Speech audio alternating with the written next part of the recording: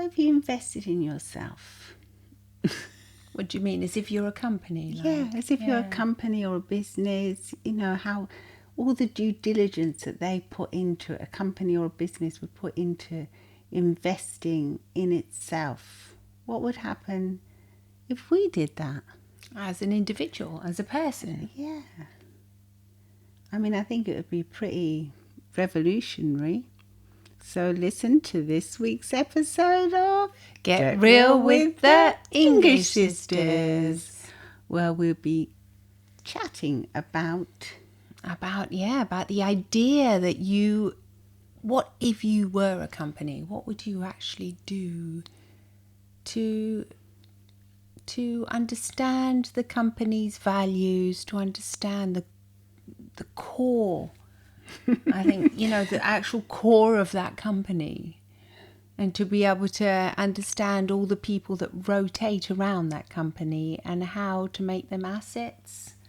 I know. I think it'd be pretty amazing, because I think most of us will do that at work, but we don't do it for ourselves. No, I think if we did do that, as if we were a business, I think if we saw ourselves like, almost like as if we had whatever business it is.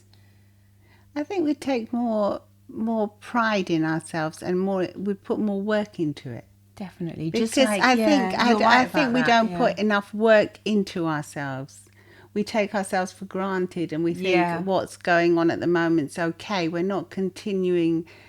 Most people aren't. I mean, if you're doing that, brilliant. You're brilliant. I mean, most people don't continuously reevaluate and have meetings, weekly meetings. How have I been? What have I been doing? How has my mental health been? Wow. What have I invested in? Have I invested in my friendships, my recreation, my creativity?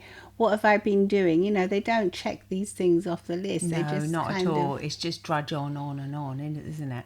Just trying to cope with what you've got, really, for most of us. Yeah, and then just trying to sedate ourselves with whatever kind of sedation we like alcohol or just binging on food, Netflix, whatever it is. Trying to make ourselves feel good that way instead of just like instant. Yeah, instead of actually thinking, okay, so if like you were a business, what would you want that business to appear to, not only to others, but what would you really want it to be like? So I know if I was a business, I would want to be strong. Yeah, I would want to be successful. I would want to be a kind business, somebody that appreciates, the people that I have around me, and I think I'd want to help them grow, because that's who I am. Yeah, I'd want to be able to see and understand the people that work around me or with me, if we're pretending we're a business. And I would love that business to be all about, I think, looking into myself and to the others and seeing things that aren't working, like how do you say? Inadequacies. Yeah, that's a tongue twister. Yeah, seeing them and just thinking, okay, so they're not wrong. They're not just attaching blame to them. Yes, it's just something guilt. that person isn't particularly strong at, or I'm not particularly strong at, doing this so it's all about, I would want my company to be all about that, saying, okay, that's okay, you're not strong at this, let's discuss this and let's try and figure out.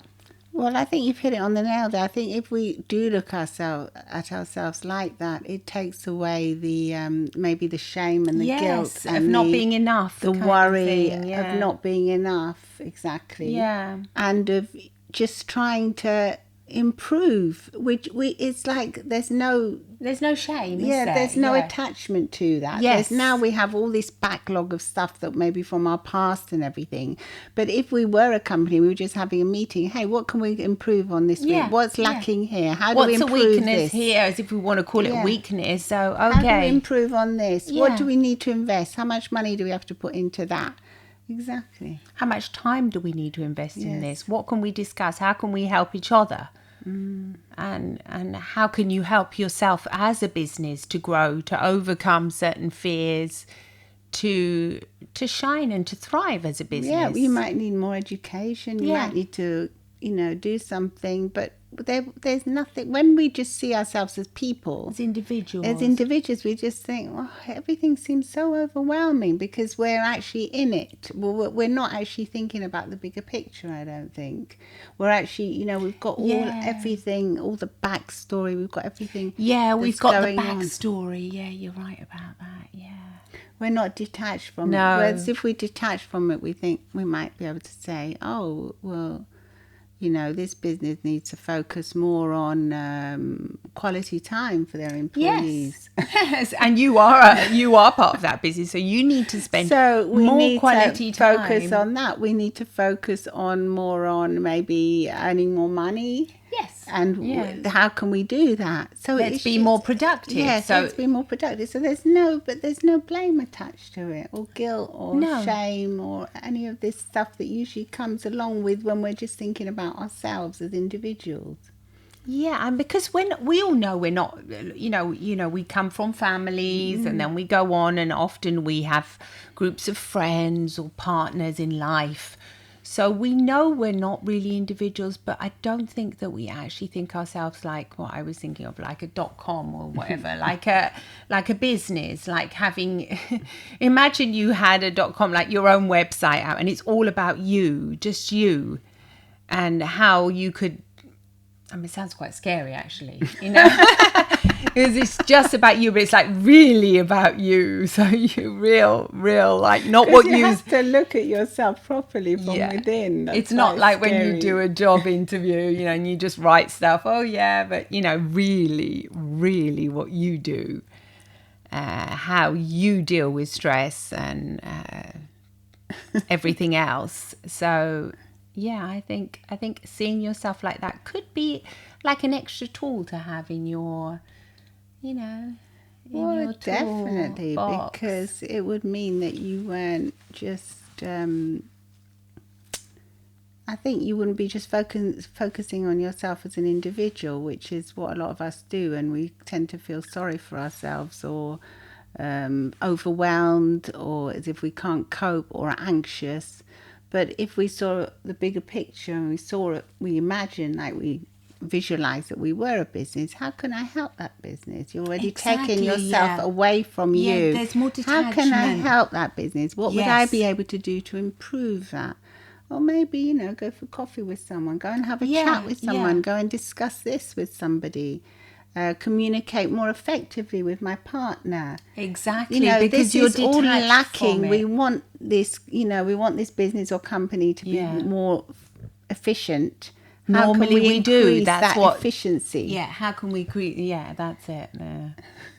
And business nowadays are more and more about emotions as well. Yes. So it's not just the financial side, because I think any healthy, thriving business knows that its employees and the CEO and the founders have to be in the right mental state. Otherwise, a business is not. It might do well financially for a bit, but afterwards, it's the people working in it are all going to start getting ill and not productive. So exactly nowadays there is even more attention on that. So we know that's important. So imagine that you're the founder of your own business. Just check in with yourself. How am I doing? Yeah, that's it. Check in with yourself and more detached, like what you were saying before, because it is easy to think that because your past was like a certain way, that your future is already tainted. Yeah, tainted and is not. But it's not rosy as you'd like it to be. It doesn't have to be like that. But it doesn't. No, it doesn't. You can really change. Yeah, and if you are a business as well, you can declare bankruptcy and start again. So, I mean, there's always a way out of everything. Yeah, you're right about that. Saying, I'm going to close that chapter. I'm going to start again. And yes, I made mistakes and I've done things that, maybe didn't make that business successful. How can I make it successful now? Exactly. If I start a new business. Yes, exactly. So you see it more like a like a challenge, I think, because in business there are failures, but there's so many challenges that you have to, you have to live, and you learn from your failures in business, don't you? They always say the most successful businesses have always had failures. And I think you tend to want to invest in more in the business as well when it's like a business. You spend more time. A lot of the time when it's just for yourself, you might think, oh no, I can do without that. Yes, but if it's your business, you might think, no, if I'm thinking of myself as a business, can I really do without that? Yeah. Or what is really essential for me to get doing today to improve myself? This is a bit like, it's all a bit of financial talking and business talking, but I think it kind of helps detach you from you slightly, from your past. Definitely. Definitely so, because it just puts you in a different category. You're not just thinking about yourself, you're thinking about the bigger picture once again, and knowing that if your business and also how you affect the other people in your life as well. If you were a business, would you really treat them the way you're treating them now? Exactly. Or would you invest more time and dedication would to you be kinder to them the way you actually verbally speak to them, discuss things? I was listening to a podcast today where they were saying that, actually it was a work of Byron Katie, and there was two partners in business, two husbands, and they were actually saying that he treats his husband, who's also his business partner, he says, my husband always wants to be right when we're discussing business affairs. And when I propose something, he always wants to be right, and he's always offering feedback. And so with the work of Byron Katie, if you're aware of it, she says, turn it around. And then he realizes that he always wants to be right, and he's not listening to the feedback that his partner, also his husband, is giving him. So there is where you've got people working together, but they're also a company. And it was interesting to notice how, because they were a couple, he wasn't really respecting the other person's opinion, which was his husband's opinion. Whereas if he had been his business partner, it might have been more respectful. She pointed it out. She said, if it was your business partner, were you listening to your business partner? And he said, no, I wasn't listening. I was listening to my husband. Yeah. And letting that side of the relationship go on to that's why they say it's really hard to work with your family, with your husband, with your wife, whatever. They actually say that. But why is it hard? It's because there's a lack of respect of them. Yeah. So if you treated yourself as if you were a business, you would have more respect for yourself and for others. Well done. Exactly. Yes, that was the whole point of the thing. Absolutely. Yeah, you would treat yourself with more respect, I think. And you'd be more willing, you'd be more valuable as a business. You are, you think, no, I've set up this business. This business has come into the world, and now, without putting too much pressure on yourself, but you want to make it successful because you want to live a successful life, and that can mean anything. Happiness, calm. Why not? Yeah, your past does not equal your future. No. So you can change. And it doesn't define you either. It's one day at a time. Every day is a fresh new start, really. Absolutely. Yeah. Is there anything else there? You were reading before. I saw you reading about something. Yeah, I was reading about I just think that how people hide their inadequacies to avoid being found out a lot in work environments, and how I was thinking, and I've already said that if you are your own business, you as a person, you would have to sort of look at the parts. But you'd have to hide them, you mean? No, you wouldn't hide them. No. It says that people hide them in business. They do hide them, but now there's new kind of businesses that, hang on a minute, they're called DDO. And the root of DDO businesses is they're always about people's interior lives as well. All right. And so they're not just, hang on a minute, because now I've just said that. It actually says, does your company make you a better person? This is in the Harvard Business Review. And it's about personal productivity.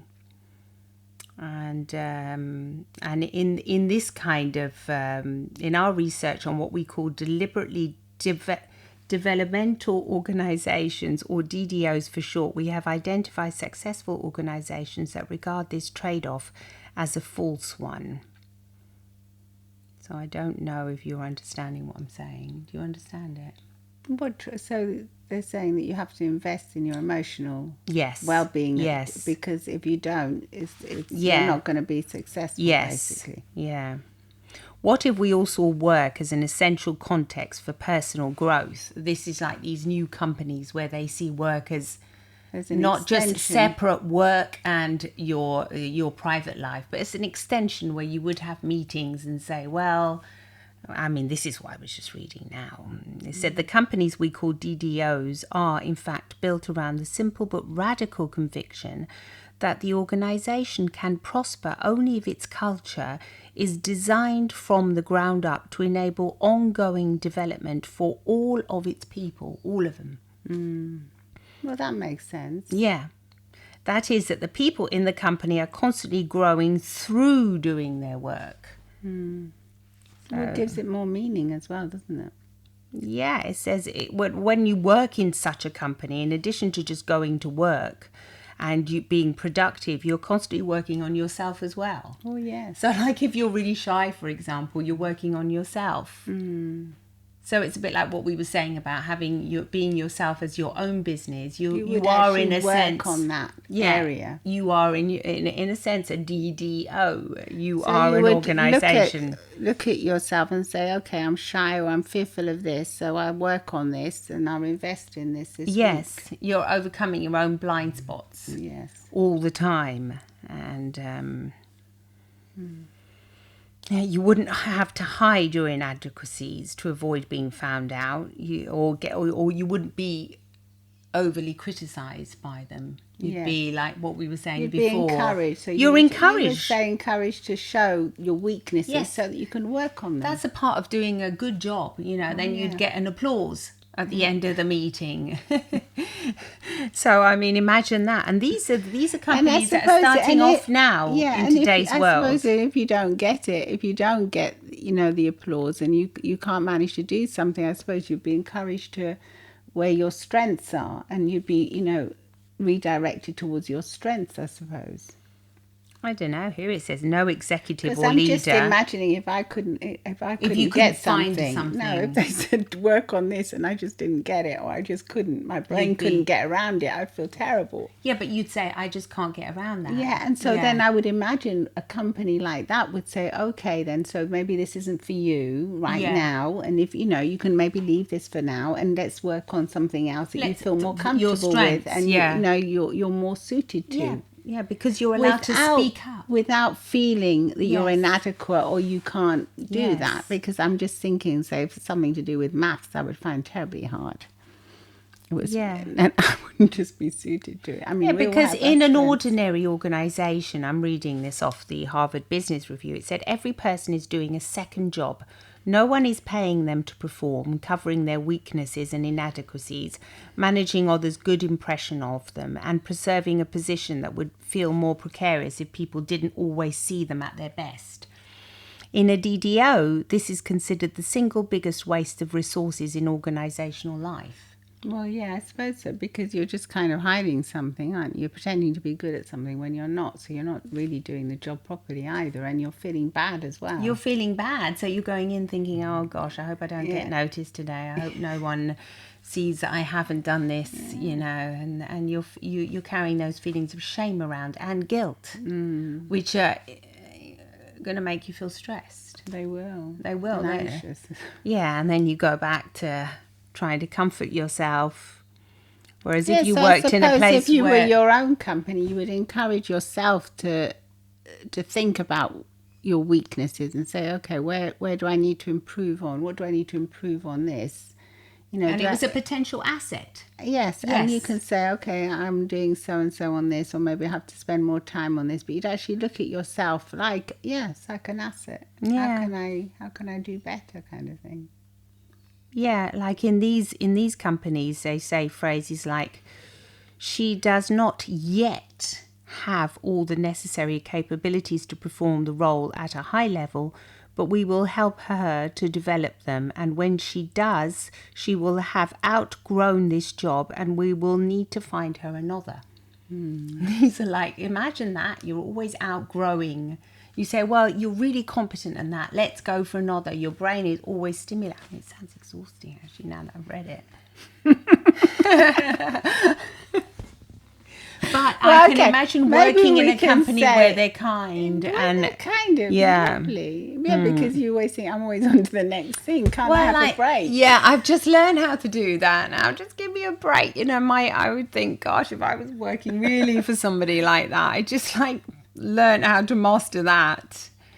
You know, let me. I suppose that's what we should all be doing if we were our own company. When we get the real thing, the truth is that when we get comfy enough doing something, we're comfortable with doing the podcast. We should maybe ready to move on to something else. If I'm just thinking about it right now, that's what we have to ask ourselves. Yeah, but do we want kind of to? Scary, isn't it? I don't know, because we are a company. We're the English Sisters company, so we do have to look at ourselves like that sometimes.